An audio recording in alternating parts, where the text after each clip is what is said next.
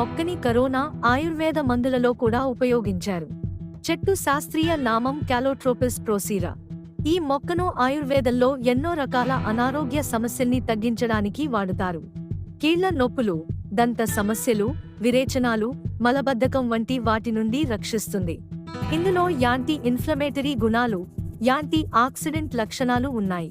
గాయాలను త్వరగా నయం చేయడానికి కూడా ఈ మొక్క ఉపయోగిస్తారు. ఈ మొక్క పేరు మరి ఇంకేదో కాదు, జిల్లేడు మొక్క. దీనిని ఇంగ్లీష్లో క్యాలోట్రోపిస్ జైగాంటియా అని పిలుస్తారు. రథసప్తమి రోజు జిల్లేడు పత్రాలు ధరించి నదీ స్నానం చేస్తే చాలా పుణ్యమని హిందువుల నమ్మకం. ఒక చిన్న మందు మొక్కగా ఆయుర్వేదంలో అనేక రకాల అనారోగ్య సమస్యల్ని తగ్గించడానికి ఉపయోగిస్తారు.